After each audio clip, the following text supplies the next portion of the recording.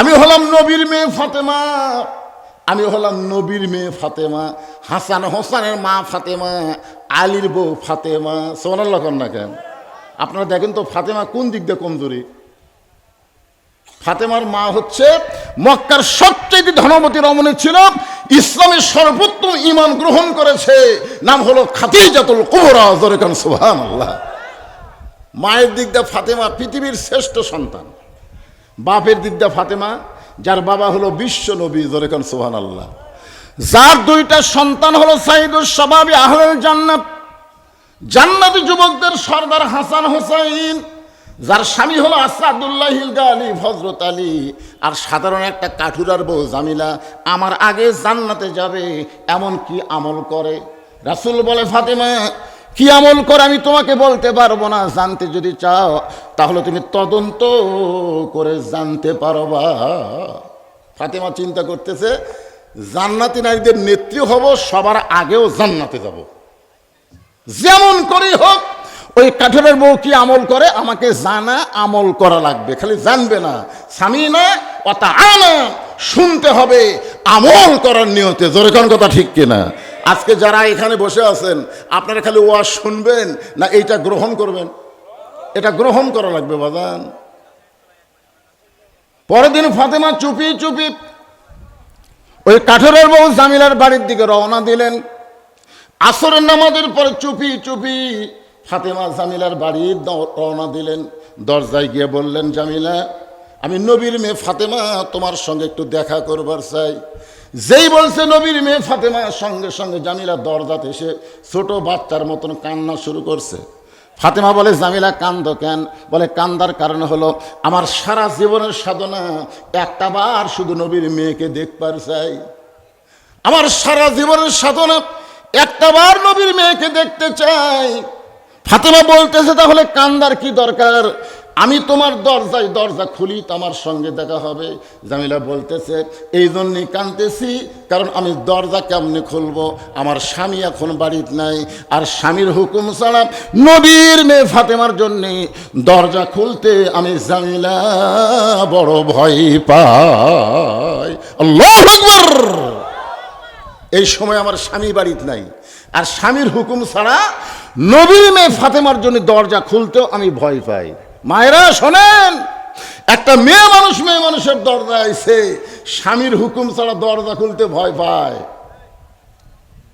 আর আজকে আমাদের মায়েরা স্বামী বুড়াঙ্গুল দেখায়। জোরে কোন কথা ঠিক কিনা? ও আর শুনে কাম হবে? আল্লাহ রাসূল বলেছেন, আল্লাহর পরে কাউকে যদি সেজদা দেওয়ার হুকুম থাকতো তাহলে প্রত্যেকটা বউরে বলতাম স্বামীর পায়ে সেজদা করো। আল্লাহর পরেই মেয়ে মানুষের কাছে সবচাইতে দামি ওই মহান ব্যক্তি হলো তার স্বামী। সুবহানাল্লাহ কর না কেন? এখনকার মেয়েরা স্বামী খুব একটা গুরুত্ব দেয়। আজকের মতো আপনি ফেরত যান। ফাতেমা বলতেছে, জামিলা আজকের মতো আপনি ফেরত যান, আগামীকাল এই সময় আসা মাত্রই আমি দরজা খুলে দিব, কারণ স্বামী কাঠ বিক্রি করে যখন বাড়িতে আসবে স্বামীর কাছ থেকে আপনার জন্য দরজা খোলার আগাম অনুমতি আমি নিয়ে রাখবো। ফাতেমা চমকে উঠছে, ওরে বাবা রে, স্বামীর হুকুম ছাড়া ফাতেমার জন্য যে মেয়ে দরজা খোলে না, আর বাড়ির মধ্যে আমার ঢোকাই লাগবে। এমন কি আমল করে যেমন দেখার জন্য বাড়িতে আমার ঢুকতে হবে? ফাতেমা বললেন, জামিলা অবশ্যই আগামীকাল এই সময় আমি আবার আসবো ইনশা। ফাতেমা চলে গেলেন। পরের দিন আসরের নামাজের পরে ফাতেমা চুপি চুপি জামিলার বাড়ির দিকে রওনা দিয়েছে। এমন সময় ছোট্ট একটা বাচ্চা ফাতেমার সামনে দাঁড়ায় বলতেছে, মা গতকাল বিকেলবেলা আপনাকে খুঁজা পাই নাই, আজকেও বিকেলবেলা চোরের মতন কোথায় যান? মা আপনি যেখানেই যান না কেন আমি আপনার সঙ্গে যাব। ফাতেমা চমকে গেলেন। হাসান যদি হইতো তাহলে বুঝান যাইতো, কিন্তু হোসেনকে বুঝান যাবে না। রাসূল বলেছেন, ফাতেমা আমি আমার চাইতেও হোসেনকে বেশি ভালোবাসি, কারণ হোসেন একটু জেদি। জোরে কর না সুবহানাল্লাহ। ফাতেমা আমি দুনিয়া থেকে বিদায় নেওয়ার পরে যতদিন দুনিয়াতে থাকবি হাসান হোসেনকে একটু দেখে শুনে রাখবি মা। তবে একটা কথা খেয়াল রাখবি, হোসেন একটু জেদি। আল্লাহর নবী বলেছেন, হোসেন একটু জেদি হওয়ার কারণে ফাতেমা কি করবেন? ওই হোসেনকে সঙ্গে করে বিকাল বেলায় জামিলার বাড়ির দরজার দিকে রওনা দিয়েছেন। যেই দরজার কাছে গেছে এমন সময় হোসেন বলতেছে, মা, একটা ভাঙ্গা বাড়ির দরজাত গতকাল আপনি আইছিলেন, আপনারে গতকাল বিকেলবেলা খুঁজে পাইনি, তাহলে গতকাল আপনি আইছিলেন, আজও আইছেন এই ভাঙ্গা বাড়ির দরজায়। এই বাড়িতে এমন কি আছে যেই বাড়ির দরজায় আমার মা বারবার আসতেছে? সুবহানাল্লাহ কর না কেন? হোসেনের ধারণা যে আমার মা কেন যাবে, আমার মায়ের কাছে সবাই আসবে, কারণ যে সন্তান মাকে ভালোবাসে সে কোনোদিনও চায় না মা কারোর কাছে যাক, বরং মায়ের কাছে সবাই আসবে। জোরে কোন কথা, ঠিক কথা কন না কেন? এমন সময় ফাতেমা দরজা দিয়ে বলে, জামিলা, জামিলা, দরজাকে খুলবা না? জামিলা বলতেছে, 1 ঘন্টা হলে দাঁড়িয়ে আছি, আপনি আসা মাত্রই দরজা খুলে দেব। ফাতেমা বলতেছে, তাহলে দরজা খুলে দাও। জামিলা বলতেছে, কে যেন আপনাকে মা মা বলে ডাকতেছে। ওই বাচ্চারে নিয়ে যদি আপনি ঢুকতে চান তাহলে আজকের মতো আপনাকে ফেরত যাওয়া লাগবে, কারণ আমার স্বামী শুধু আপনার ব্যাপারে দরজা খোলার হুকুম দিয়েছে। আপনি একটা বাচ্চা নিয়ে আসবেন, আসে দরজা খুলবো, সে হুকুম তো আমার স্বামী দেয়নি, তাহলে আপনি আজকের মতো ফেরত যান। যেই বলছে আজকের মতো ফেরত যান, হোসেন চিল্লায় বলতেছে, মা, এরকম একটা বেদব মেয়ে যে আমি আসি বলে দরজা খোলে না, এই বেদব মেয়ের কাছে তুমি কেন আসো? সঙ্গে সঙ্গে ফাতেমা সন্তানকে বুকে নিয়ে কান্দের, বলে, পাগল, তুই যারে খারাপ বলতেছিস, তুই যারে বেদব বলতেছিস, তোর নানা কইছে ওই মেয়েটা তোর মায়ের আগে জান্নাতে যাবে। যেই বলছে তোমার নানা কইছে, সঙ্গে সঙ্গে হোসেন স্থির। এতক্ষণ ছিল অস্থির, এখন হয়ে গেছে স্থির। চোখ দিয়ে পানি বের করে কান্দের, বলে, মা, এই কথা যদি আমার নানা বলে থাকে তাহলে আসল জায়গায় যাইতে হবে, নকল জায়গায় ঘুরে কোনো লাভ নাই। আসল জায়গা হলো আল্লাহর নবী। ধরে কেন আসল জায়গায় কি? সবাই কি গান গায়? মনে হে বড় আশা ছিল আমি, কেন জানেন না? গান জানেন না? মনে হে বড় আশা ছিল আমি যাব মদিনায়। এই গানটা প্রথম যখন আব্দুল আলিম গাইল, তখন দিনাজপুরের লোকজন বলল, আব্দুল আলিম ভাই, আপনি গানটা ভুল গাচ্ছেন, গানটা গাইতে হবে মনে হে বড় আশা ছিল যাব মক্কা মদিনায়। আপনি মক্কারে বাদ দিয়ে শুধু মদিনায় যাবার চান। আব্দুল আলিম কইল, কুল, হে রাসূল, আপনি বলেন, ইন কুনতুম তুহিব্বুনাল্লাহ ফাত্তাবিউনি, কেউ যদি আল্লাহকে পাবার চায়, নবী ছাড়া আল্লাহকে পাওয়ার কোনো রাস্তা নাই। আপনাকে যদি ইত্তেবা করে আমি আল্লাহ তাকে মোহাব্বত করব। আব্দুল আলিম কইল, রে দুনিয়ার মুসলমান শোনো, ওই মদিনার মানুষটাকে যদি হাত করতে পারো, মদিনার মানুষটার আদর্শ যদি গ্রহণ করো, তাহলে শুধু মক্কা নয়, মক্কার মালিক আল্লাহ পর্যন্ত তোমার হয়ে যাবে। এখন আপনারা বলেন, মক্কার দাম বেশি না মদিনার দাম বেশি? কথা কয় না। যারা বলতেছেন না তারা কি চিন্তাতে আছেন যে কোনটা কইয়া কোনটা ছাড়ি নাকি? এক বাক্যে সবাই বলেন, মক্কার দাম বেশি না মদিনার দাম বেশি? শুধু মদিনার দাম মক্কার সাথে তুলনা করলে হবে না, আল্লাহর আরশের চাইতো মদিনার রওজার দাম আল্লাহর কাছে বেশি। জোরে কোন সুবহানাল্লাহ। হ্যাঁ, কি মনে করতেছেন ভাইরে? নবী যখন হিজরত করে মদিনাত গেছিল, মক্কা বিজয়ের দিনে কাবা ঘর খুলে দেখে কাবা ঘরের মধ্যে 360টা মূর্তি। যে মক্কা যাওয়ার চাচ্ছেন, সেই মক্কার কাবা ঘরের মধ্যে 360টা মূর্তি। ওমর ফারুক বললেন, ইয়া রাসূলুল্লাহ, আল্লাহর ঘরের মধ্যে মূর্তি ঢুকালো। রাসূল বলতেছেন, আল্লাহর ঘরের কাছে আল্লাহওয়ালারা না থাকলে মূর্তিতে ঢুকবি? ঘর কার? হেফাজত করবি কে? আল্লাহ। মুয়াজ্জিন একদিন খালি এশার নামাজ পড়ে তালা না দিয়ে বাড়ির যাক, সকালে এসে থেকে মাইক নাই। আপনারা বলেন তো, প্রত্যেকটা মুসল্লি দোষ দিবি কার? আল্লাহর না মুয়াজ্জিনের? তা আল্লাহর ঘরে আল্লাহ হেফাজত করবি, তো মুয়াজ্জিনের দোষ দিবেন কেন? রাসূল আছে যেখানে, ইসলাম থাকবে সেখানে। জোরে কোন কথা ঠিক কিনা? আমাদের কাছে যদি রাসূল না থাকে, আমাদের মধ্যে ইসলাম থাকবে না। এই জন্যে আমাদের প্রত্যেকটা মুসলমানের কলিজায় আল্লাহ রাসূলের মহব্বত রাখার দরকার আছে না নাই? জোরে কোন আছে না নাই? আমাদের মা বোনদের ভালো হওয়া দরকার। আল্লাহ কোরআনে বললেন, অকরনা ফি বুয়ুতিকুন্না ওয়ালা তাবাররুজনা তাবাররুজাল জাহিলিয়াতিল উলা। আল্লাহর নবী ফাতেমার ঘরে গেলেন। নবী হচ্ছেন বাবা আর ফাতেমা হলো মেয়ে।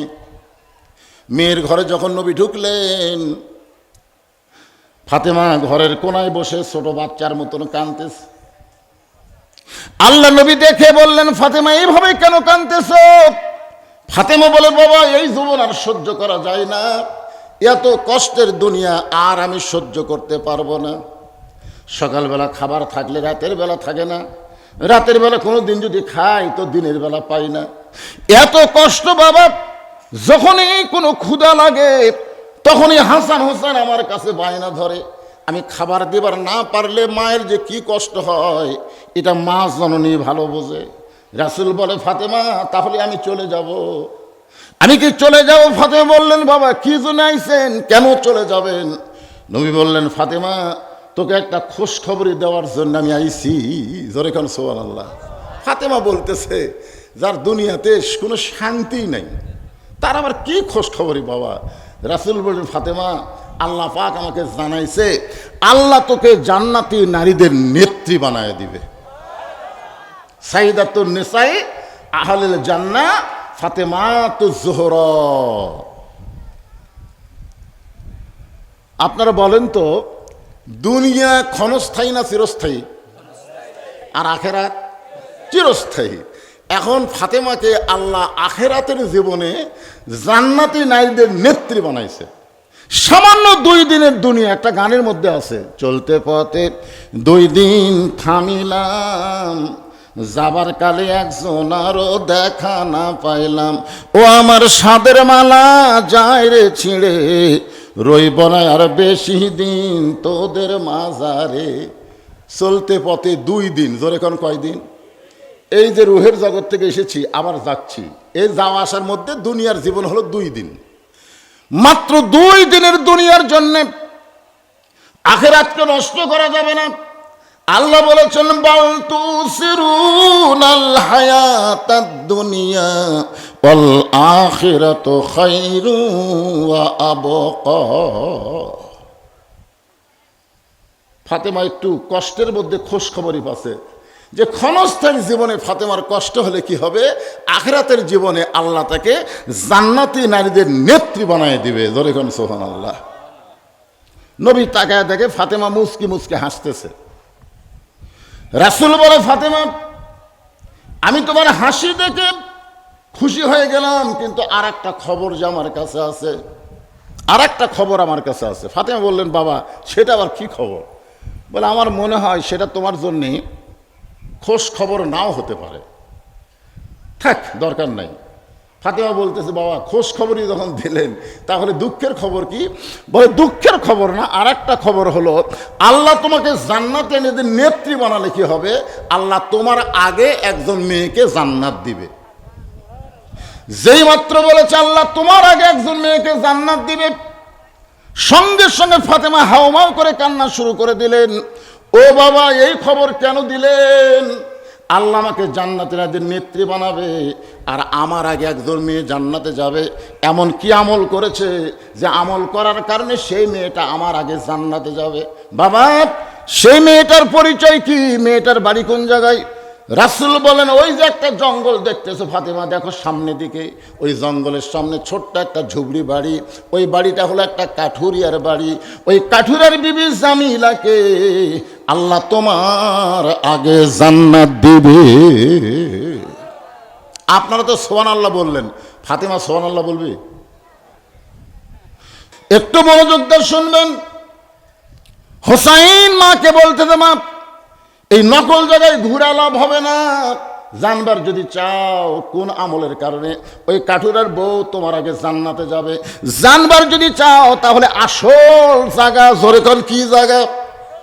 মায়ের হাতটা ধরে টেনে টেনে নিয়ে গেছে আল্লাহর নবীর কাছে। নবী যেখানে বসে আছে নবীর কাছে হাজির। ফাতেমা বলতেছে, বাবা আমার কোনো দোষ নাই, স্বামী বাড়িতে নাই দেখে দরজা খোলেনি। দ্বিতীয় দিন গেছি, এই হোসেন সাথে থাকার কারণে দরজা খোলেনি। দরকার হলে আরো 10 বার যাব। আরো কয়বার যাব? 10 বার যাব, কোন আমলের কারণে আমার আগে জান্নাতে যাবে এটা আমি জানবো, আমল করব। কিন্তু এই হোসাইন সর্বনাশ করছে। এই হোসাইন আমার হাত ধরে আপনার কাছে নিয়ে আইছে, আমার কিন্তু কোনো দোষ নাই। সঙ্গে সঙ্গে হোসাইন মায়ের হাত ছাইড়া দিয়ে এক দৌড়ে গিয়া নবীর হাত চেপে ধরে বলে, না না, আমার মারে তুমি চিনো না। যদি আমার মারে চিনতা তাহলে কাঠুরার বইয়ের দরজায় আমার মারে দেওয়ার দিতা না। সোনাল্লাহ কন্যা খান, আমার মারে তুমি চিনো না। না না, তুমি বলো তো তোমার মার দাম বেশি না আমার মায়ের দাম বেশি? না না, তুমি আমার মারে চিনো না তো। তুমি যদি আমার মারে চিনতা তাহলে সাধারণ একটা কাঠুরার বইয়ের দরজায় আমার মারে তুমি পাঠাতে না। রাসূল বলতেছে, আমি তো পাঠাইনি, আমি বলছি তুমি জান্নাতি নারীদের নেত্রী, কিন্তু কাঠুরের বউ তোমার আগে জান্নাতে যাবে। কেন আগে যাবে এটা জানার জন্য তোর মাই যাচ্ছে 2 দিন হলে, আমি তো পাঠাইনি। হোসেন বলতেছে, না, কোরআন শরীফ তেলাওয়াত করতে গিয়ে আমি পাইছি, মা ইয়ান্তিকু আনিল হাওয়া ইন হুয়া ইল্লা ওয়াহুই ইউহা। জোরে কান আল্লাহু আকবার। আগে সর্বোত্তম কে জানে? আল্লাহ জানে। আল্লাহ দুনিয়াতে সর্বোত্তম কাকে জানায়? নবীকে জানায়। জোরে কান কাকে জানায়? কথা কন না কেন? ও যে একটা ভণ্ডরা গজল গায় না, আল্লাহর ধন নবীরে দিয়া আল্লাহ আছে গায়েব হইয়া। এটা সত্যি কথা। আল্লাহর ধন নবীরে দিয়ে আল্লাহ তো গায়েবে আছে। আল্লাহ কি গায়েব না প্রকাশ্য? গায়েব। তাহলে ঠিকই আছে, আল্লাহর ধন নবীরে দিয়ে আল্লাহ আছে গায়েব হইয়া। কিন্তু এরপরে যে কথা কইছে, নবীর ধন খাজা নিয়া শুয়ে আছে আজমিরে, এই কথাটা হলো ভণ্ডামি কথা। নবীর ধন শুধু খাজা নেই নাই, নবীর ধন আল উলামা ওয়ারাসাতুল আম্বিয়া, আলেম বান্দা যারা হবে তারা সবাই নবীর ধন পেয়ে যাবে। জোরে কোন কথা ঠিক? এক খাজানা পৃথিবীর সমস্ত আলেমকে লক্ষ্য করে রাসূল বলেছেন, আল উলামা ওয়ারাসাতুল আম্বিয়া, আলেমরা হলো নবীদের ওয়ারিস। বাপের সম্পত্তি বেটা যেরকম ওয়ারিস মোতাবেক পায়, নবীর ধন আলেমেরা ওয়ারিস মোতাবেক পাবে। জোরে কোন কথা ঠিক কিনা? কথা বলেন না কেন? হ্যাঁ। হোসাইন দৌড়ে গিয়ে নানার হাতটা চাইপা ধরে বলে, নানা, কোন আমলের কারণে ওই কাঠুরের বউ আমার মায়ের আগে জান্নাতে যাবে এটা না বলা পর্যন্ত আমি আপনার হাত ছাড়বো না। এমন ভাবে নানার হাত ধরছে, নবীর হাত কিন্তু ধরেনি, ধরছে নানার হাত। আপনার বলেন তো হোসাইনের কাছে আমাদের নবী কি নবী না নানা? আল্লাহ রাসূল বলে, হাসান হোসাইন আমাকে নবী জানার আগেই আমি দুনিয়ার থেকে বিদায় নেব। মানে ওরা 2 ভাই আমাকে নবী জানার আগে, আমি যে নবী আর জানি না, এরা জানে আমি নানা। এই জন্য শেষ রাত গেলে পিঠের উপর লাভ দেওয়া চল ঘোড়া চল, চল ঘোড়া চল। বুঝছেন না? নবী জানলে কোনদিন পিঠে চড়ে না। না, এমন ভাবে নবীর হাত ধরে বলতেছে, কোন আমলের কারণে ওই কাঠুরের বউ আমার মায়ের আগে জান্নাতে যাবে না বলা পর্যন্ত আমি হাত ছাড়বো না। এমন সময় নবী ডাক দিলেন, আলী, আলী রে। হযরত আলী দৌড়ে এসে বলতেছে, আমারে ডাকতেছেন কেন? দেখ তোর বেটা যেভাবে আমার হাত ধরছে, আমি না বললে নাকি হাতই ছাড়বে না। আলী বলতেছে, এই হোসেন, এই নানার হাত ছাইড়া দে। হোসেন বলতেছে, আব্বা আপনি জানেন কি অকাম করছে? আপনি তো জানেন না, আমার নানা কইছে একটা কাঠুরের বউ নাকি আমার মায়ের আগে জান্নাতে যাবে। তো কোন আমলের কারণে কাঠুরের বউ আমার মায়ের আগে জান্নাতে যাবে এটা নানা বললি তো আমার মা কাঠুরের বাড়ির যাওয়া লাগে না। এই জন্যই নানার হাত ধরেছি, নানা বলুক তারপরে হাত ছাড়বো। আলী বলতেছেন, জোরে হাত ধর, জোরে হাত ধর, হাত ধরে ছাড়িস না। কারণ কে আগে জান্নাতে যাবে এটা বলতে গেলে মরদ মানুষকে বললে কোনো সমস্যা নাই, কিন্তু মেয়ে মানুষকে বললেই তো বিপদ। আপনারা বলেন তো, আল্লাহ রাসূল কিন্তু 10 জনের নাম ঘোষণা করছেন এভাবে, আবু বকর, আমার দিকে তাকান, আবু বকর, ওমর, ওসমান, আলী, আব্দুর রহমান ইবনে আওফ, জুবাইর, তালহা, সাদ ইবনে আবি ওয়াক্কাস, আবু সাঈদ, উবাদা ইবনুল জাররাহ। এই 10 জনই হলো আশারে মুবাশশারা। সুবহানাল্লাহ খান। আল্লাহ নবী কি একসাথে 10 জনের কথা কইছে না একে একে? তো এখন ওমর যদি কয় যে আবু বকর খানি 1 নম্বর হবি, আমি 1 নম্বর হলে কি হয়? মরদ মানুষের কথা হলো জান্নাত পালি হলো। জোরে খান কথা ঠিক কি না? আগে কি আর পরে কি রে? জান্নাত পাওয়াটাই হলো আসল। আপনাকে যদি আল্লাহ বলে যে 1 কোটির পরে তোকে জান্নাত দিব, আমাকে অসুবিধা আছে? দেন আল্লাহ, যখন দিবেন দেন, খালি জান্নাত পালি হলো, কখন দিবেন আগে পাশে কি দরকার। সুবহানাল্লাহ বলেন। এমন সময় নবী বলেন, আলী রে, আজকে তোকে বলার হুকুম দিলাম, বলে দে কোন আমলের কারণে কাঠুরের বউ ফাতেমার আগে জান্নাতে যাবে।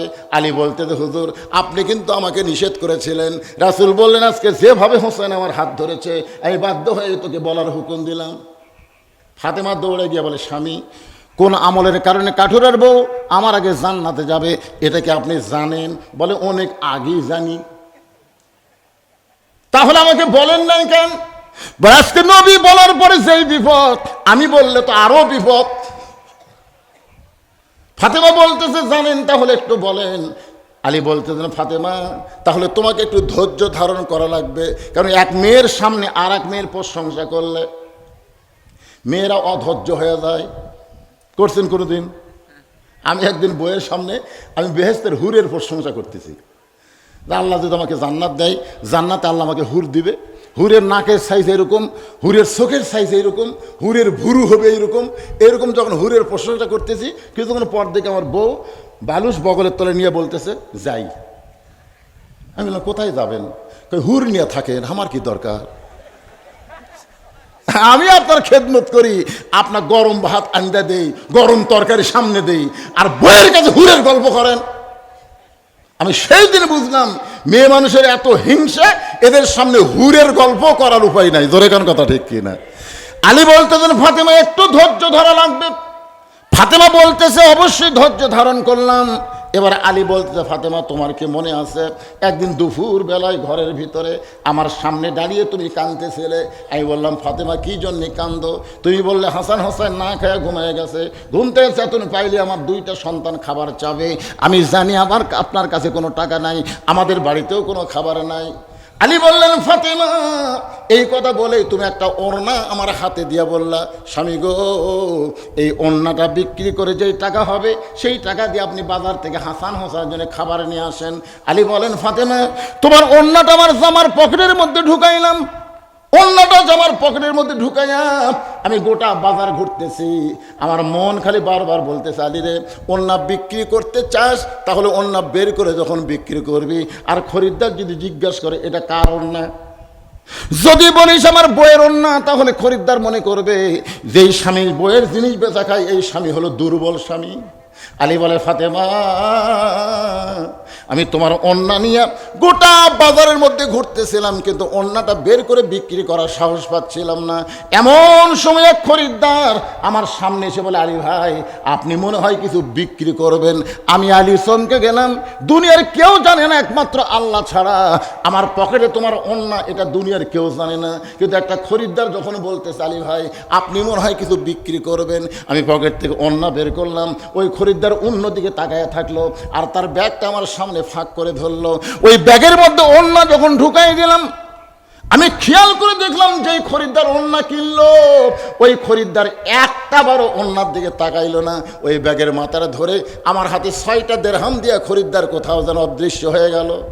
আলী বলে, ফাতেমা, ওই তোমার ওড়না বিক্রি করা 6টা দিরহাম নিয়ে আমি খাবার দোকানে গেলাম।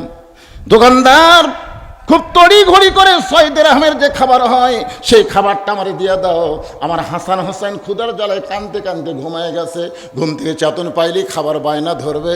দোকানদার তড়ি ঘড়ি করে 6টা দিরহামের এক টোপলা খাবার যেই মাত্র আমার হাতে দিবে, আমি পকেট থেকে 6টা দিরহাম দোকানদারকে দিব। এমন সময় এক ফকির এসে আমার সালাম দেবে, বলে, আলী ভাই, আজকে 3 দিন হলে আমাদের বাড়িতে কোনো খাবার নাই।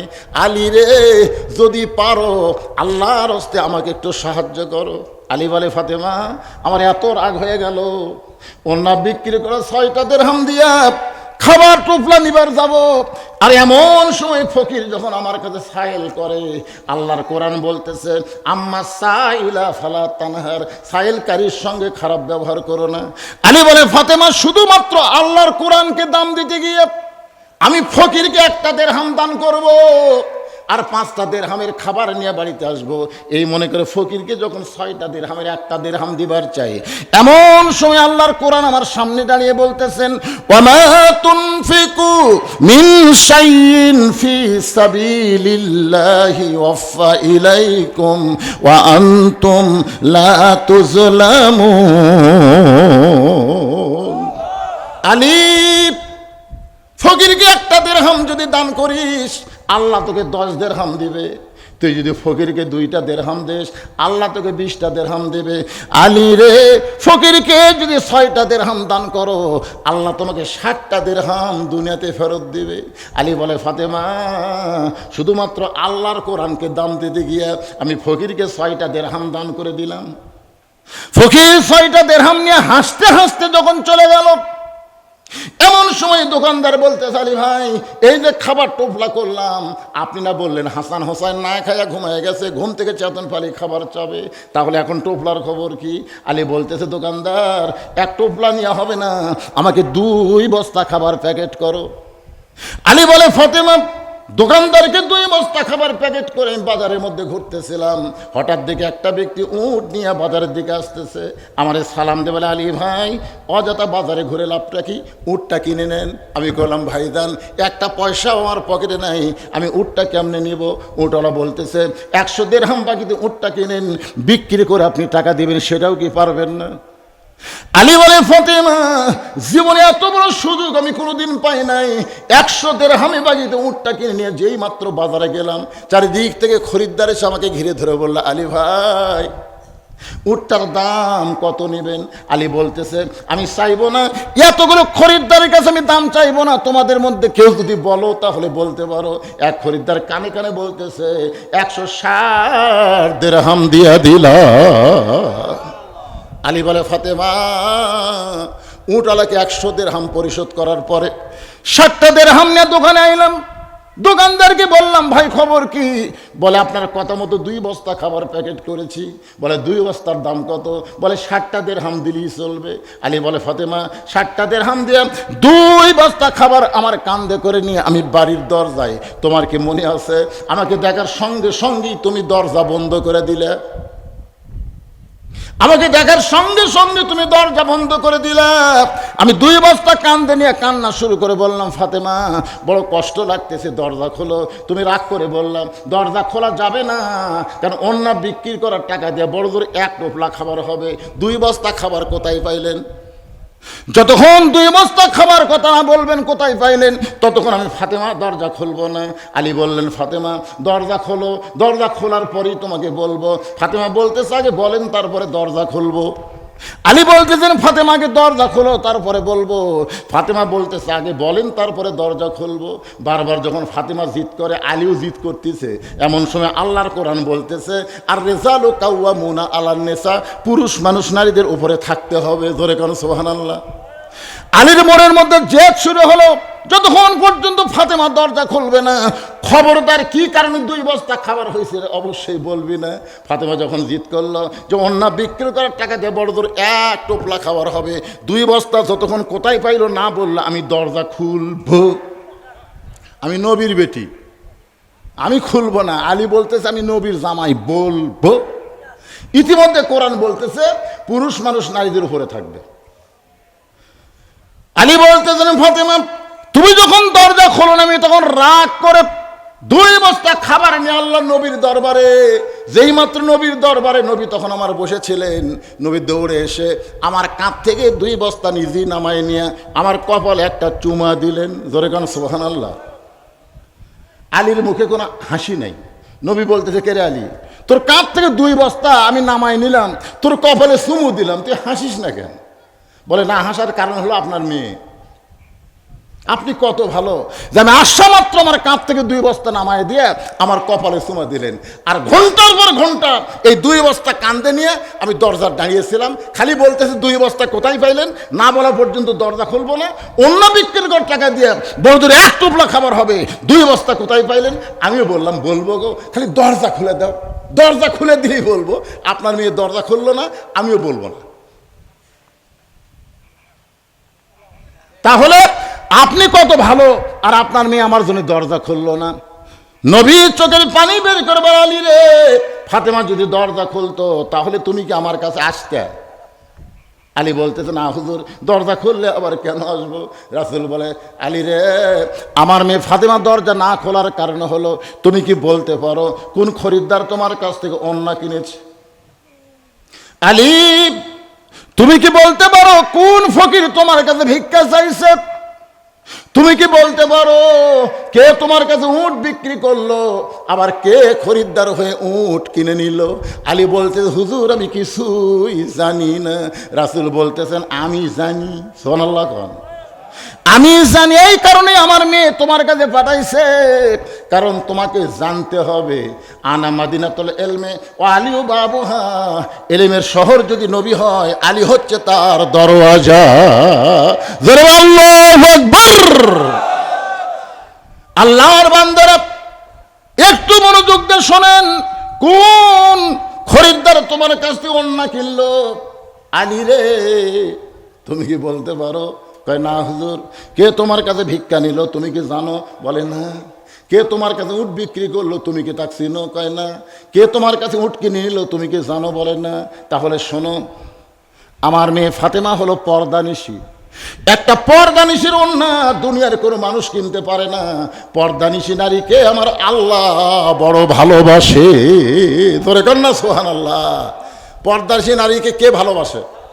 এ মায়েরা, যারা পর্দার অন্তরালে বসে বসে শুনতেছেন, আগামীকাল থেকে আপনারা এমন ভাবে পর্দার মধ্যে ঢুকে যাবেন, এই লালুয়া গ্রামের কোনো মরদ মানুষ যেন আপনাদেরকে দেখতে না পায়। হাসতেছেন কেন? হাসতে হবে।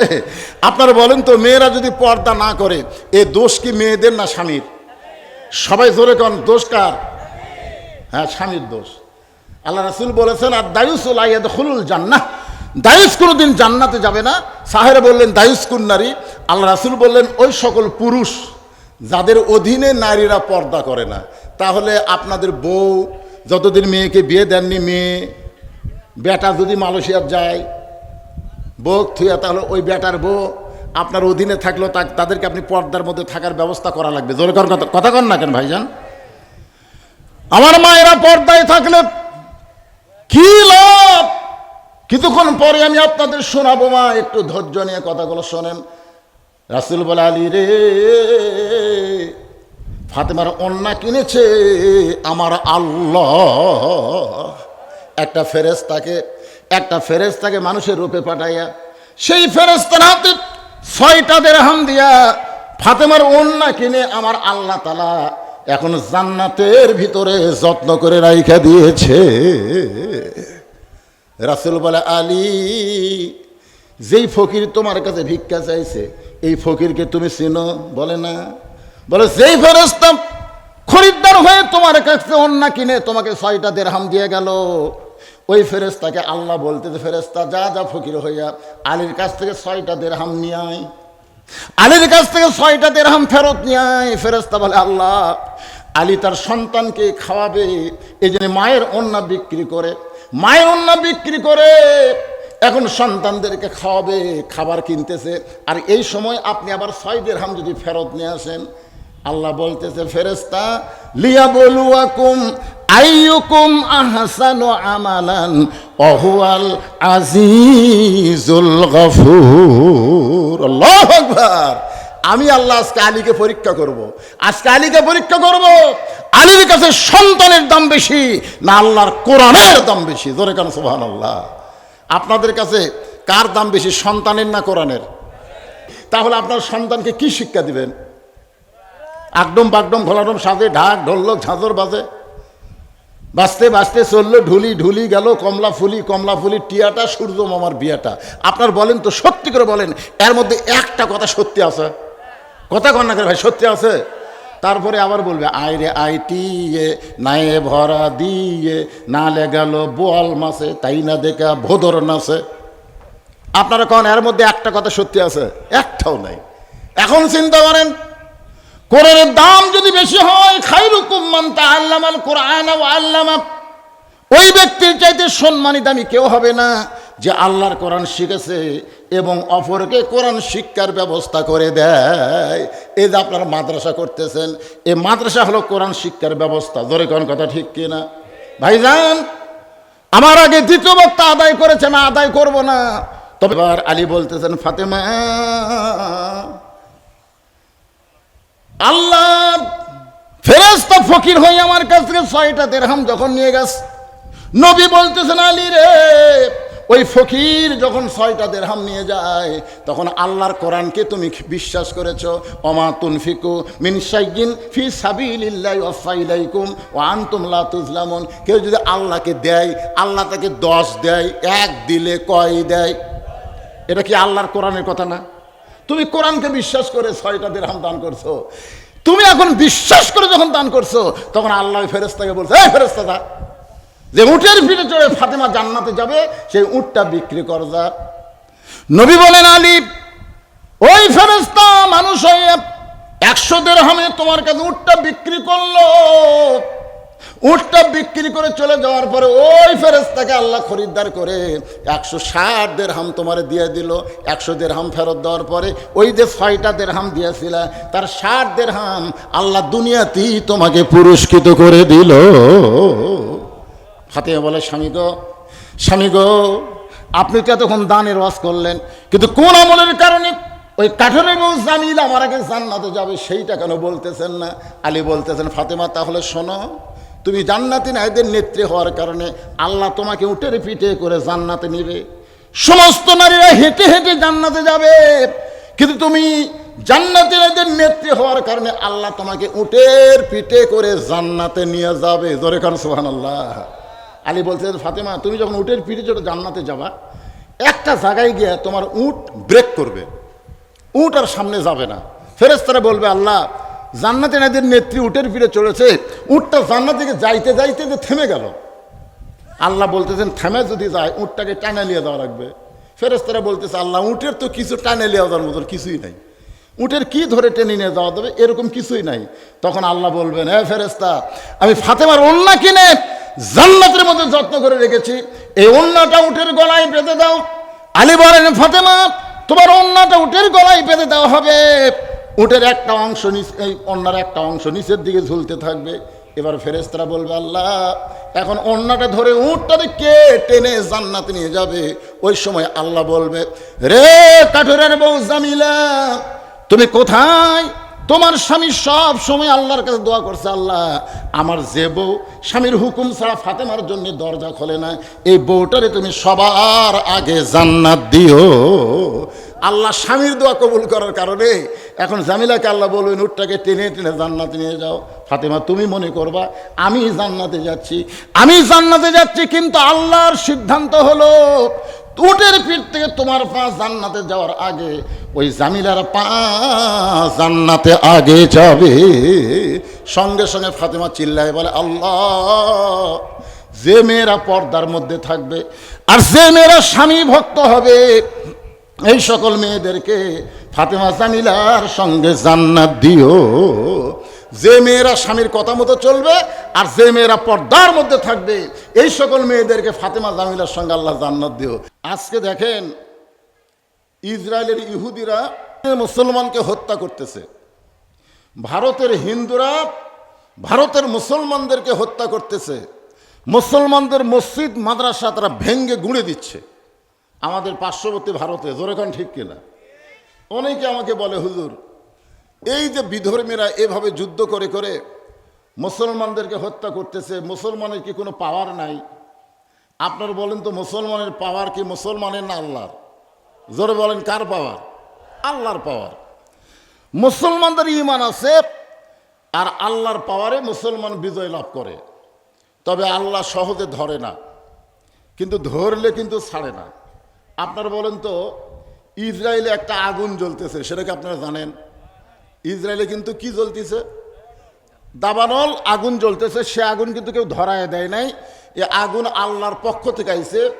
এ পর্যন্ত 25 লক্ষ হেক্টর জমি পুড়ে ছাই হয়ে গেছে। ওরা বহু চেষ্টা করতেছে, কিন্তু আগুন নিভাবার পারতেছে না। আপনার বলেন তো, এই পাওয়ার কার? আরো জোরে বলেন। আমাদের পাওয়ার নাই তো। এখন দেখতেছে মুসলমান খালি মরেই যাবে, এই জন্য আল্লাহ তাআলা দাবানল জ্বালায় দিছে। এর কিছুদিন আগে আমেরিকাও কিন্তু এরকম আগুন জ্বলা শুরু হয়েছিল, আপনারা জানেন। তখন আমেরিকার ক্যালিফোর্নিয়া সরকার চিন্তা করলো এই আগুন তো নিভানো যাচ্ছে না, কোনো প্রযুক্তিতে যখন আগুন নিভতেছে না, তখন তারা মুসলমানের দ্বারস্থ হলো। ক্যালিফোর্নিয়ার সরকার মুসলমানকে বলল যে আমরা ঈশ্বর গড ভগবান কয়ে কাম হচ্ছে না, তো দেখো তো আগুন নিভানো যায় কিনা। তখন মুসলমান কানে আঙ্গুল দিয়ে আজান শুরু করলো, আজান যে নামাজের আজান দেয়, এভাবে আল্লাহু আকবার আজান দেওয়া শুরু করলো। যতদূর পর্যন্ত আজানের শব্দ যায় ততদূর পর্যন্ত আগুন নিভে যায়। ধরে এখন সুবহানাল্লাহ। আসলে শক্তিকার। তাবারাকাল্লাযী বিয়াদিহিল মুলকু ওয়া হুয়া আলা কুল্লি শাইইন কাদির। গোটা পৃথিবীর রাজত্ব কর্তৃত্ব মালিকানা কার হাতে? সমস্ত ক্ষমতার মালিক কে? এখন ওদের হাতে অ্যাটম বোম আছে, হাইড্রোজেন আছে, বহু পারমাণবিক অস্ত্র আছে। আমেরিকা বলতেছে যে আমাদের কাছে যা আছে গোটা পৃথিবী ধ্বংস করতে আমাদের এক মুহূর্ত লাগবে না। এক মুহূর্তের কথা ওরা বলতেছে, আর আল্লাহ বলতেছে আমার এক সেকেন্ডও লাগবে না। জোরে কোন কথা ঠিক কি না? আচ্ছা আপনারা বলেন তো, আমাদের জাতির পিতা হজরত ইব্রাহিমের জন্য নমরুদ যে আগুনের চুলা বানাইছিল, সে আগুনের চুলা সম্পর্কে তাফসিরে কাবিরের মধ্যে উল্লেখ করেছে যে শুধু ইব্রাহিম না, 40,000 মানুষকেও যদি ওই আগুনের চুলার মধ্যে ফেলে দেওয়া হতো তাও চুলা শেষ হতো না। এত বড় একটা চুলা বানাইছে একজন মানুষকে পুড়ানোর জন্যে। যে চুলার উপর দিয়ে 100 গজ উপর দিয়ে কোনো পাখি যদি উড়ে যায়, পাখি পুড়ে ছাই হয়ে যায়। তাহলে চিন্তা করে দেখেন, একটা মানুষকে পুড়ানোর জন্য এত বড় চুলা কে বানাইছে? নমরুদ। জোরে কোন কে বানাইছে? কথা বলেন, কে বানাইছে? কমপক্ষে কোনো কিতাবে লিখছে 4 মাস, কোনো কিতাবে লিখছে 40 দিন ধরে খালি জ্বালি দিচ্ছে। আচ্ছা ওই আগুনের চুলা শান্তির বাগান বানাতে আল্লাহর কয় সেকেন্ড লাগছে? না এতদিন হলো যে আগুন জ্বলাচ্ছে, ও তো মনে করছে খালি ইব্রাহিম পড়বে আর ছাই হয়ে যাবে। কিন্তু আল্লাহ খালি ঘোষণা করলেন কুল্লা ইয়া নারু কুনি বারদাও ওয়া সালামান আলা ইব্রাহিম, আমার ইব্রাহিমের জন্য শান্তিদায়ক হয়ে যাও। এটা হতে কয় সেকেন্ড লাগছে? আমাদের কি সে আল্লাহ আছে না পাল্টে গেছে? যদি সে আল্লাহই থাকে, যদি মারবে অ্যাটম মারবে, আল্লাহ যদি বলে অ্যাটম বোম তোমরা যা আছো সব মিষ্টি বাঙ্গুই তরমুজ হয়ে যাও, হতে পারে কি পারে না? জোরে কারণ পারে কি পারে না? বিশ্বাস রাখতে হবে কার ওপর? কারণ নাস্তিকেরা তো আল্লাহ বিশ্বাস করে না, ওরা মনে করে আমাদের পাওয়ার। আজ থেকে 1300 বছর আগে মুসলমানদের সঙ্গে নাস্তিকদের একটা যুদ্ধ হয়েছিল। কত বছর? 1300 বছর আগে। বর্তমানে ভারতেও কিন্তু মুসলমানের সাথে যুদ্ধ হবে, পাকিস্তানের সাথে লাগা লাগা ভাব। জোরে কোন কথা ঠিক কিনা? আপনার বলেন তো, এ পর্যন্ত ভারত যতবার পাকিস্তানের সঙ্গে যুদ্ধ করছে কোনোবার কি ভারত জিতেছে? একটাবারও কিন্তু জিতেনি। এইবারও কিন্তু ভারত এমন ঠকা ঠকবে, এদিকে বাংলাদেশে তো মোটামুটি সাইজ হয়ে আছে। জোরে কোন কথা ঠিক কিনা? এখন পাকিস্তানের সঙ্গে ভারত লাগা মাত্র চীন মেরে দিবি, ভারত বুঝবার পারতেছে না। তো যাই হোক, 1300 বছর আগে মুসলমানদের সঙ্গে নাস্তিকদের একটা যুদ্ধ হলো। সেই যুদ্ধ কোনো অস্ত্রের যুদ্ধ না, সে যুদ্ধটা হলো নাস্তিকেরা মুসলমানদেরকে লক্ষ্য করে 6টা প্রশ্ন করেছিল। জোরে কোন কয়টা? আমার আঙ্গুলের দিকে তাকায় দেখেন, কয়টা? 6টা প্রশ্ন করলো যে এই প্রশ্নের উত্তর যদি তোমরা দিবার পারো তাহলে আমরা সমস্ত নাস্তিক মুসলমান হয়ে যাব, আর যদি উত্তর দিবার না পারো তাহলে আমরা মিডিয়ার মাধ্যমে গোটা পৃথিবী প্রচার করব ইসলাম হলো একটা ভুয়া ধর্ম। আপনারা বলেন ইসলাম কি ভুয়া? পৃথিবীতে যত ধর্ম আছে সমস্ত ধর্ম কি ভুয়া? জোরে কোন সব ধর্ম কি? আরো জোরে কোন। এখানে মিডিয়া আছে না নাই? আপনাকে এই ভুয়া কথাটা মিডিয়ার মাধ্যমে গোটা বিশ্বের লোকেরা জানতে পারবে যে লালুয়ার মাহফিলে যারা মুসলমান সামনে বসেছিল তারা ইসলাম ছাড়া সমস্ত ধর্মকে ভুয়া বলেছে। এই ভুয়া বলাটা তাদের কথা না, ভুয়া বলাটা আমার আল্লাহর কোরআন। জোরে কোন কথা ঠিক কি না? যেখানে আল্লাহ বলতেছেন অমাইয়াবু তাগি গয়রাল ইসলাম দীনান ফালা ইউকবালা মিনহু, ইসলাম ছাড়া অন্য কোনো ধর্ম কেউ যদি গ্রহণ করে আল্লাহ বলেছেন কবুল করাই হবে না। এই কথার দ্বারা আল্লাহ বুঝাইলেন ধর্ম একটাই, তার নাম কি? আর ওরা কি বলতেছে? যদি উত্তর দিবার না পারো তাহলে আমরা গোটা পৃথিবী প্রচার করব ইসলাম হলো একটা ভুয়া ধর্ম। ওরা যে 6টা প্রশ্ন করেছে তার মধ্যে 1 নম্বর প্রশ্ন হলো তোমাদের আল্লাহ কোথায় আছে আল্লাহ দেখান লাগবে। খুব মনোযোগ দিয়ে শুনবেন। তোমরা যে আল্লাহর জিকির করতেছো, যে আল্লাহর জন্য পাগল হছো, যে আল্লাহকে সেজদা দাও, সে আল্লাহটা কোথায় আছে আল্লাহ দেখান লাগবে। আপনারা বলেন আমরা যে আল্লাহর হুকুম পালন করি, নামাজ পড়ি, কোরআন পড়ি, ওয়াজ শুনি, আমরা কোনোদিনকে আল্লাহ দেখছি? জোরে করে আল্লাহকে দেখছি? কিন্তু নাস্তিকরা বলতেছে আল্লাহ দেখান লাগবে। 2 নম্বর প্রশ্ন হলো তোমাদের আল্লাহ এখন কি করতেছে, এই মুহূর্তে তোমাদের আল্লাহ কি করতেছে, এইটা হলো 2 নম্বর প্রশ্ন। 3 নম্বর প্রশ্ন হলো তোমাদের আল্লাহ কোন দিক হয়ে বসে আছে। তোমাদের আল্লাহ তো বসে আছে, আমরা বলি মানিস তাওয়ালাল আরশ, আল্লাহ আরো সে সমাসীন, তো আল্লাহ কোন দিক হয়ে বসে আছে সেই দিকের কথা বলা লাগবে। 4 নম্বর প্রশ্ন হলো তোমাদের আল্লাহ দেখতে কেমন, তোমাদের আল্লাহর ঢপ কেমন। 5 নম্বর প্রশ্ন হলো তোমাদের আল্লাহর আগে এই দুনিয়াতে কে ছিল। আপনারা বলেন তো আমাদের আল্লাহর আগে দুনিয়াতে কেউ ছিল? কতক্ষণ ছিল? কিন্তু ওরা বলা লাগবে কে ছিল। 6 নম্বর প্রশ্ন হলো তোমাদের নবী 7 আসমান পাড়ি দিয়ে লাইলাতুল মেরাজে আল্লাহর আরশে গেল, আসমানের কোন দরজা দিয়ে আল্লাহর আরশে গেল এই দরজা দেখান লাগবে। এই 6টা প্রশ্নের উত্তর যদি দিবার পারো তাহলে আমরা সমস্ত নাস্তিক মুসলমান হয়ে যাব। কয়টা প্রশ্ন? 6টা প্রশ্ন। 1 নম্বর প্রশ্ন হলো আল্লাহ কোথায় আছে আল্লাহ দেখান লাগবে। 2 নম্বর প্রশ্ন হলো তোমাদের আল্লাহ এখন কি করতেছে। 3 নম্বর প্রশ্ন হলো তোমাদের আল্লাহর ঢপ কেমন। 4 নম্বর প্রশ্ন হলো তোমাদের আল্লাহ কোন দিক হয়ে বসে আছে। 5 নম্বর প্রশ্ন হলো তোমাদের আল্লাহর আগে এই দুনিয়াতে কে আছিল। আর 6 নম্বর প্রশ্ন হলো তোমরা বলো তোমাদের নবী নাকি 7 আসমান পাড়ি দিয়ে আল্লাহর আরশে গেছে, কোন দরজা দিয়ে আল্লাহর আরশে গেছে দরজা দেখান লাগবে। এমন প্রশ্ন শোনার পরে মুসলমান সব গালত হাত দিয়ে চিন্তাত পড়ে গেল, হায় রে হায়, এরকম প্রশ্নই আমরা জীবনে শুনিনি, তো উত্তর দিব কেমনে। এখন উত্তর দিবার না পারলে ওরা গোটা পৃথিবী প্রচার করবে ইসলাম হলো একটা ভুয়া ধর্ম। আগেকার যুদ্ধ কিন্তু এইরকমই ছিল।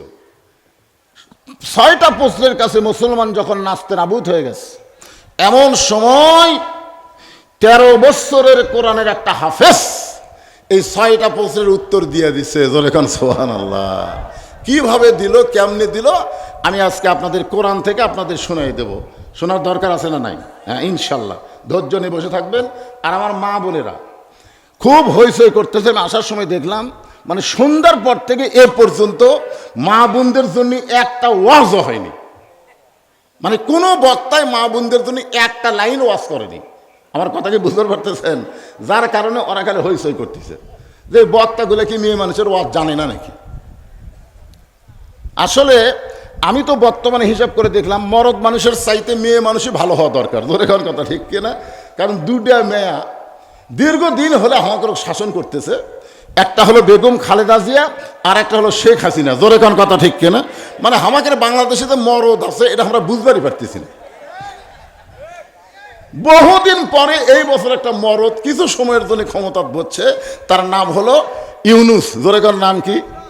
এই ইউনুস মরদ মানুষ হলে কি বরকত দেখেন।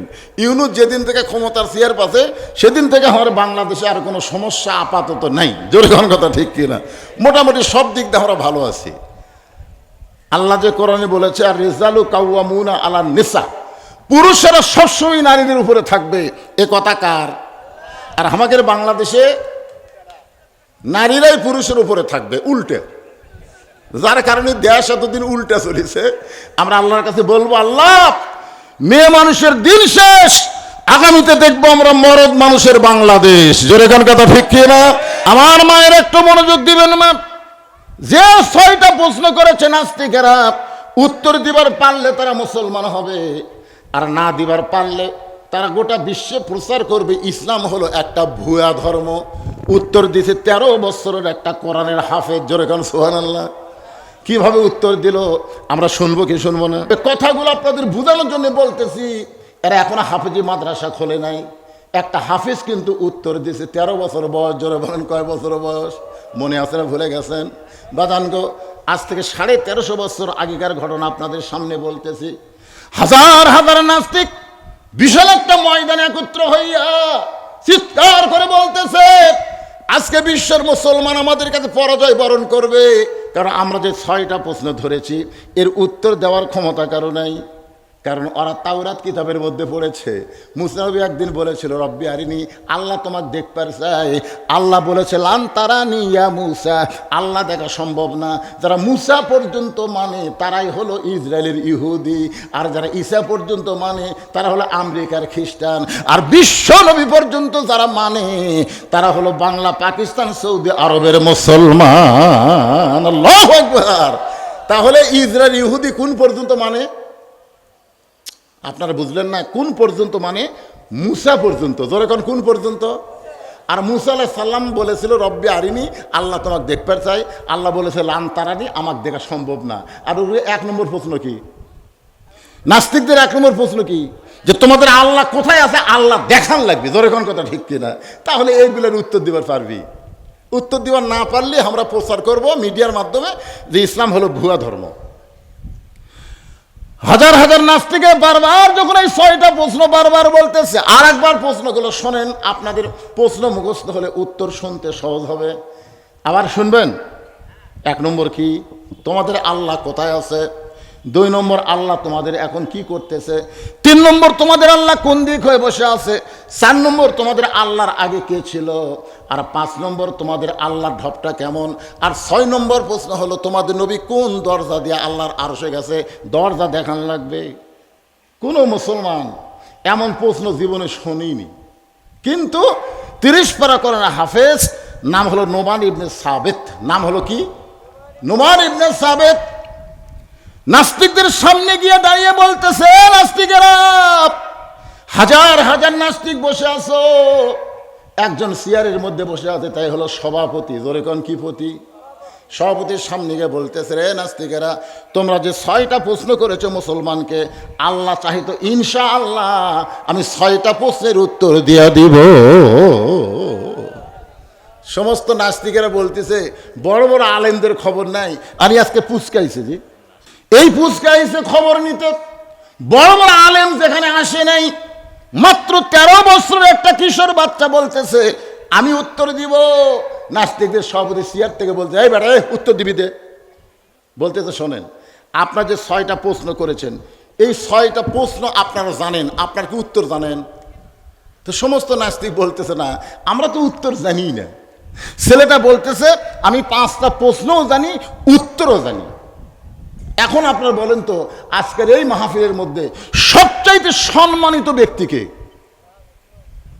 আপনারা যে বসে আছেন, একজন আবার চেয়ারত বসে সভাপতিত্ব করতেছেন, আপনারা সবাই মিলে বলেন যে আজকের এই হাজার হাজার মানুষের মধ্যে সবচাইতে সম্মানী ব্যক্তিকে? যে প্রশ্ন জানে তারাই সম্মানী, না প্রশ্ন জানে উত্তরও জানে সে সম্মানী? সভাপতি বলতেছে আজকের এই মজমার মধ্যে যে প্রশ্ন জানে উত্তর জানে সে হলো সবচাইতে সম্মানী। তখন 13 বছরের বাচ্চা বলতেছে, তাহলে সে যদি সবচাইতে সম্মানী হয়, আমি প্রশ্নও জানি উত্তরও জানি, তাহলে আপনি চেয়ারে বসে কেন? আপনি কেন চেয়ারে বসে আছেন? সঙ্গে সঙ্গে সমস্ত নাস্তিক বলতেছে, সভাপতি তুইও যা, আমরাও তাই, তুইও প্রশ্ন জানিস, আমিও প্রশ্ন, আমরাও প্রশ্ন জানি, চেয়ার থেকে নাম। সমস্ত জনগণ যখন চেয়ার থেকে নাম্বার বলছে, এবার ছোট্ট বাচ্চা চেয়ারের মধ্যে বসে কোরআন থেকে বলতেছেন, তুইজ্জু মান তাশা ওয়া তুযিল্লু মান তাশা বিয়াদিকাল খায়র ইন্নাকা আলা কুল্লি শাইইন কাদির। রে নাস্তিকেরা, তোমরা আল্লাহ ব্যাপারে 5টা প্রশ্ন করেছিলে, তার মধ্যে একটা প্রশ্ন হলো তোমাদের আল্লাহ এখন কি করে? এই মুহূর্তে আমার আল্লাহ চেয়ারের সভাপতিকে ঘাড় ধরে চেয়ার থেকে নামায় দিল, যারা কেউ চিনত না, সেই ছোট্ট বাচ্চাকে সম্মান দিয়া চেয়ারে বসায় দিল।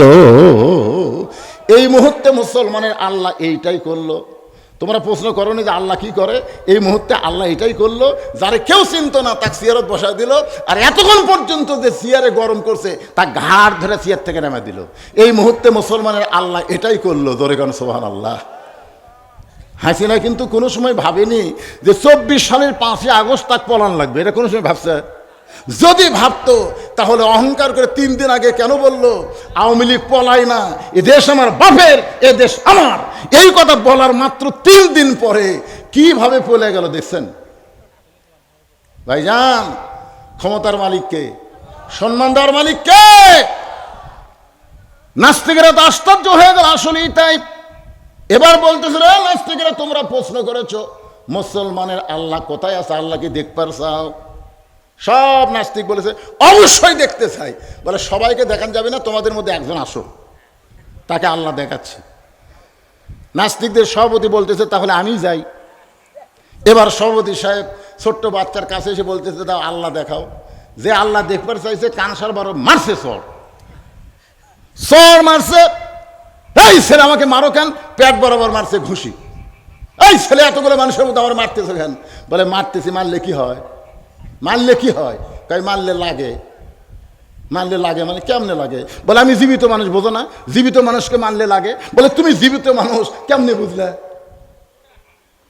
নাস্তিকের সভাপতি বলতেছে কেমনে বুঝলে মানে আমার মধ্যে জীবন আছে, আমার মধ্যে জীবন আছে বলেই তো আমি জীবিত মানুষ। ছোট্ট বাচ্চা বলতেছে তোমার মধ্যে জীবন আছে, তুমি কোনদিন দেখছো? না দেখিনি তো। তো তুমি না দেখে যদি জীবিত মানুষ বিশ্বাস করতে পারো, মুসলমান না দেখেও আল্লাহ আছে বিশ্বাস করে। ধরে কর সুবহানাল্লাহ। জীবিত মানুষ যেরকম দেহের মধ্যে জীবন আছে অনুভব করতে পারে, গোটা বিশ্বের মুসলমান আল্লাহ আছে ঈমান গ্রহণ করার পরে এটা তারা অনুভব করতে পারে। আপনার বলেন তো আল্লাহ আছে না নাই? জোরে এখন আছে না নাই? আপনি কেমনে বুঝবেন? আল্লাহ কোরআনে বলেছেন অসজুদ ওয়াক্তারিব, তোমরা যত সেজদা দিবা, যত নামাজ পড়বা, তত তোমরা আল্লাহর নিকটে পৌঁছে যাবা। রাসূল বলেছেন আনতাবুদুল্লাহ কাআন্নাকা তারাহু ফাইন লাম তাকুন তারাহু ফাইন্নাহু ইয়ারাকা। কোরআন আল্লাহর বান্দা যখন নামাজের সেজদার মধ্যে যাবে, ওই বান্দা তখন আল্লাহকে দেখতে পাবে। আল্লাহ যদি দেখা সম্ভব না হয়, অন্তত এতটুকু মহব্বত তার বুকের মধ্যে আসবে যে আল্লাহ তাআলা আমাকে দেখতেছে। সুবহানাল্লাহ কন্যা গান। আমরা যদি বিশ্বাস করি আল্লাহ আমাকে দেখতেছে, তাহলে কোনো ভয় আমাদের থাকবে? জোরে গান থাকবে? ওই কাফেরদের অস্ত্রের সামনে মুসলমান দাঁড়িয়ে বলবে তোদের সাথে গুলি থাকতে পারে, তোদের সাথে অস্ত্র থাকতে পারে, কিন্তু অহুয়া মাকুম আইনামা কুনতুম, মুসলমান আছে যেখানে আল্লাহ আছে সেখানে। জোরে গান ঠিক কি না? তোমরা প্রশ্ন করেছো মুসলমানের নবী কোন দিক দিয়ে আল্লাহর আরশে গেল, দরজা দেখবা। আল্লাহ ব্যাপারে প্রশ্ন করছে কয়টা? 5টা। আল্লাহ ব্যাপারে 5টা। জোরে গান কয়টা? আর নবী ব্যাপারে কয়টা? তো আল্লাহ ব্যাপারে 2টা কিন্তু হয়ে গেছে। কয়টা হয়ে গেছে? আল্লাহ এখন কি করতেছে? সবচাইতে ছোট মানুষটাকে আল্লাহ সিয়ারত বসায় দিল, সবচাইতে সম্মানী সভাপতিকে আল্লাহ সিয়ার থেকে নামাই দিল। এটা হলো একটা প্রশ্নের উত্তর। আর একটা হলো মুসলমানের আল্লাহ কোথায় আছে, সর থাপ্পড় দিয়ে বুঝাই দিল। এবার বলতেছে নবী কোন দিক দেখ আল্লাহর আরশে গেল, তোমরা দরজা দেখবে। তখন খ্রিস্টানরা বলতেছে অবশ্যই আল্লাহর সে দরজা দেখবো। দরজা দেখবার চাও তাহলে আমার কাছে আসো। তখন বলতেছে না, কাছে যাওয়া যাবে না, কারণ কাছে গেলে পিটন হয়। কাছে গেলে কি হয়? কাছে গেলে পিটন হয়। ছোট্ট বাচ্চা বলতেছে নবী কোন দরজা দিয়ে আল্লাহর আরশে গেছে? এই দরজা দেখাইতে গেলে পিটন হবে না। মুসলমান যা বলে সত্য বলে। জোরে কোন কথা ঠিক কি না? আসো। তখন এক নাস্তিক সাহস করে তখন কাছে আইছে। তখন ছেলে পকেট থেকে একটা মুরগির ডিম, আপনারা বলেন তো মুরগির ডিম কয়দিন পরে বাচ্চা হয়? 21 দিন পর। 21 দিন পরে বাচ্চা হয়, কিন্তু ডিমটার কেবল 18 দিন বয়স। সেই ডিম নিয়ে গেছে পকেটে করে।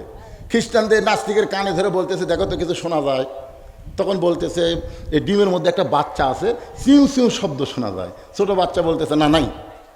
নাস্তিক বলতেছে আছে রে, আমি কানের কাছে ডিম ধরা মাত্রই আমি চিউ চিউ শব্দ শুনবার পাইছি।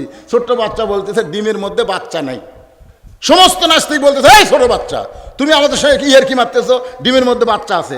আমাকে একজন নাস্তিক যখন স্বীকার করতেছে ডিমের মধ্যে বাচ্চা আছে, ছোট্ট বাচ্চা বলতেছে ঠিক আছে ডিমের মধ্যে বাচ্চা আছে, আমিও মেনে নিলাম, কিন্তু ঢুকলো কোন দিক দিয়ে? এই ডিমের মধ্যে তোমরা বলতেছো, সবাই বলতেছো ডিমের মধ্যে বাচ্চা আছে, কিন্তু ঢুকলো কোন দিক দিয়ে? তো কথা সেটাই তো কথা রে।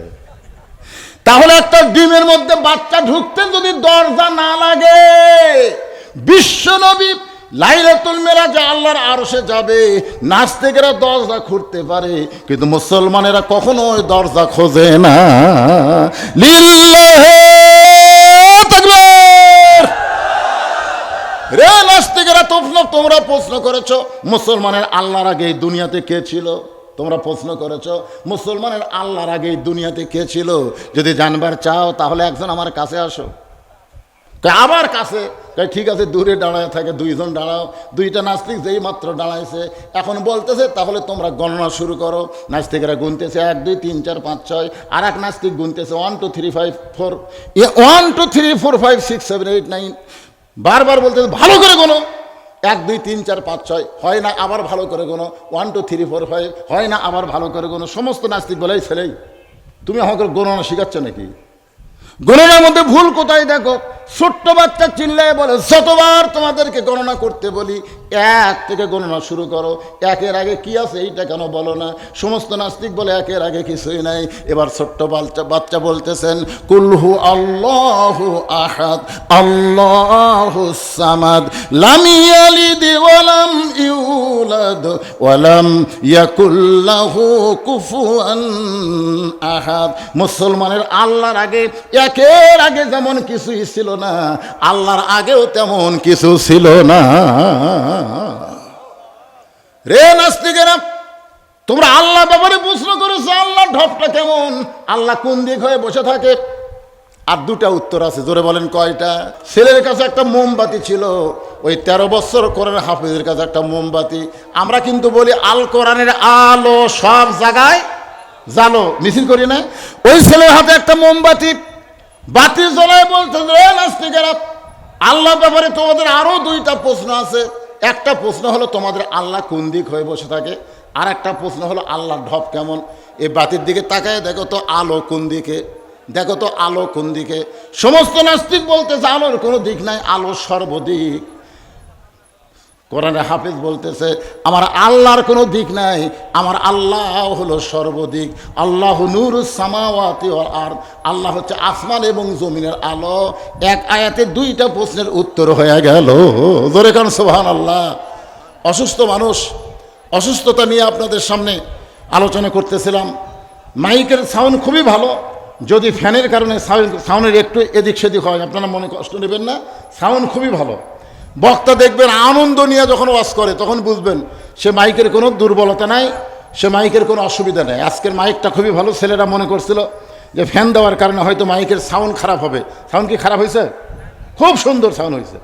বক্তা একটা বারের জন্য তো বলেনি যে সাউন্ড খারাপ হচ্ছে, বরং তোমাদের সাউন্ড আরও বেশি দেওয়া হয়েছে। এত জোরে সাউন্ড দেওয়ার দরকার নাই। খুব সুন্দর মাইক। আপনার এলাকায় যে মাহফিলগুলো হবে সবাই মাইক নিয়ে যাবেন ইনশাল্লাহ। একটা কোরআন শরীফ দান করেছে, আল্লাহ দান কবুল করেন। এখন দোয়া হবে। সভাপতি সাহেব আগেই চলে গেছে, তার বক্তব্য হয়ে গেছে। হ্যাঁ, আপনি কিছু বলবেন বাবা? আপনি সভাপতি, মাশাআল্লাহ। এখন দোয়া হচ্ছে, সবাই বসেন, এই বসেন, দোয়া হবে। আল্লাহুম্মা আমিন, আল্লাহুম্মা আনতাস সালাম ওয়া মিনকাস সালাম তাবারাকতা ইয়া যাল জালালি ওয়াল ইকরাম। আয় আল্লাহ, কঠিন গরমের ভিতর আল্লাহ তোমার বান্দারা, বাড়িতে কারেন্ট আছে, ফ্যান আছে, সব ফ্যানের বাতাস বাদ দিয়া এই জান্নাতের বাগানে বসে এত রাত পর্যন্ত আলোচনা শুনেছে। আল্লাহ আজকের মাহফিল সকলের হেদায়েত। আল্লাহর দরবারে শুকরগুজার করছি, আলহামদুলিল্লাহ। আমরা দরুদ ও সালাম পেশ করছি মানবতার মহান নেতা। আমাদের নবী শুধু নবী না, আমাদের নবী কিন্তু আমাদের নেতা। আজকে অনেকেই নবী হিসাবে বিশ্বাস করে কিন্তু নেতা হিসাবে মানতে চায় না। অথচ আমরা দরুদের মধ্যে কি বললাম? আল্লাহুম্মা সাল্লি আলা সাইয়্যিদিনা।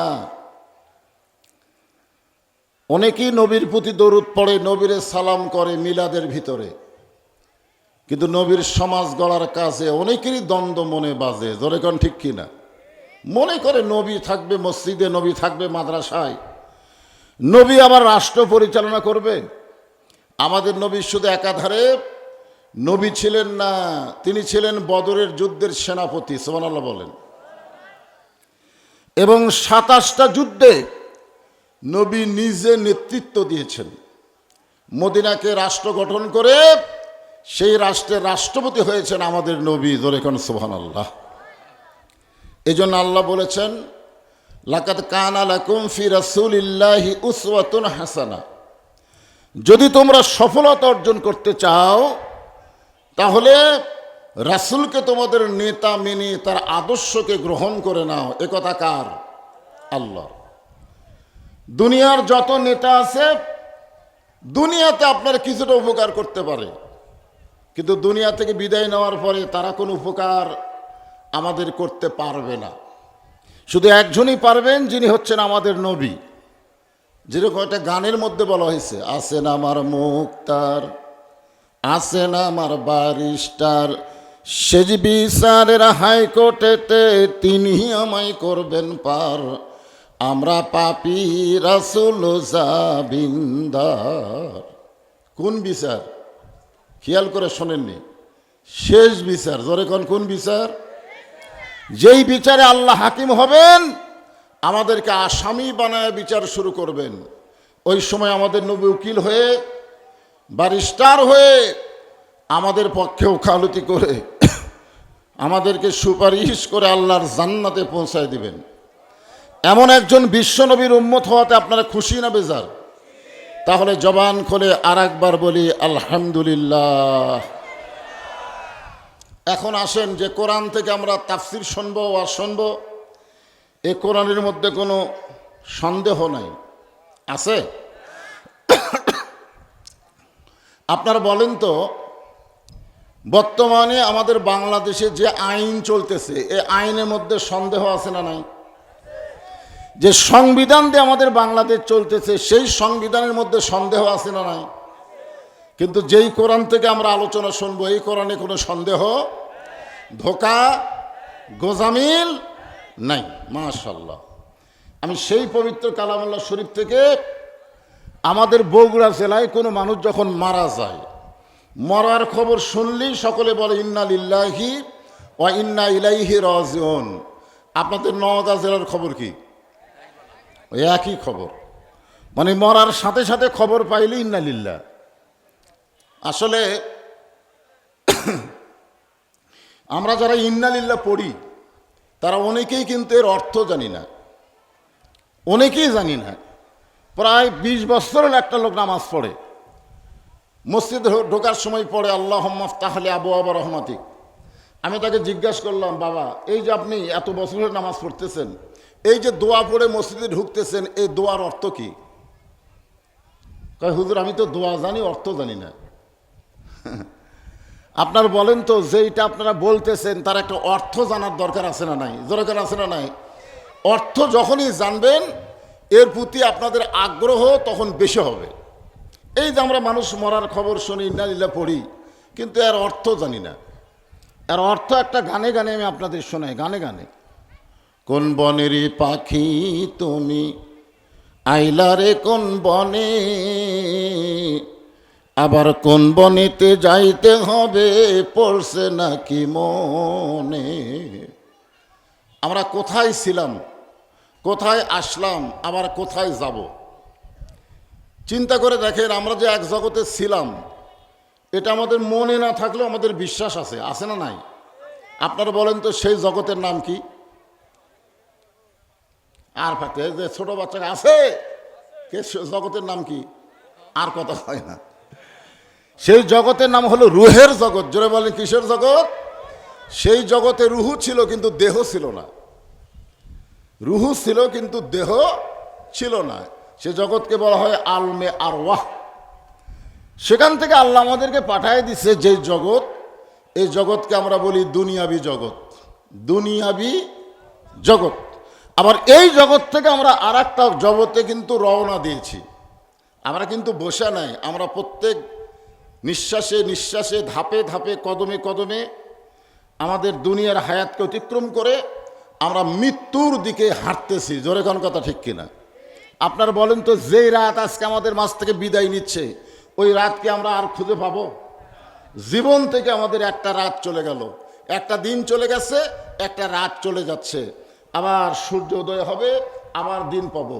আমরা মনে করতেছি এইভাবে আমরা বড় হচ্ছি, বয়স হচ্ছে, বৃদ্ধের দিকে যাচ্ছি, ছোট বাচ্চারা কিশোর হচ্ছে, কিশোর যুবক হচ্ছে, কিন্তু আমরা কিন্তু মূলত মৃত্যুর দিকে হেঁটে হেঁটে যাচ্ছি। জোরে কার কথা ঠিক কি না? এখন আল্লাহ কোরআনে বললেন, ইয়া আইয়ুহাল্লাযীনা আমানুত্তাকুল্লাহা হাক্কা তুকাতিহি ওয়া লা তামুতুন্না ইল্লা ওয়া আনতুম মুসলিমুন। আল্লাহু আকবার। আল্লাহ বলেছেন তোমরা মুসলমান না হয়ে মরো না,